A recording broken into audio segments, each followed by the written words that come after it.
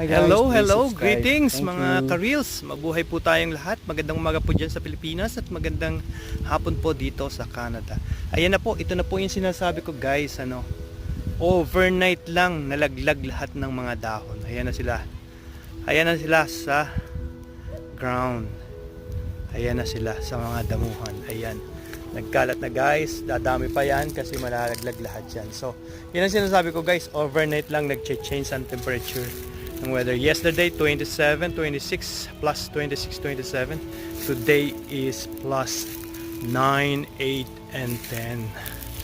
So 10 points agad or 11 points. Ayan ang ibinaba ng temperature. Ganitong ka-weird dito guys. It's overnight. So napakalakas ng ulan kagabi guys. So ngayon naman ay umihip ang malakas na hangin. So kaya magkakalaglagan siya. Yung lamig hindi na kaya ng mga dahon.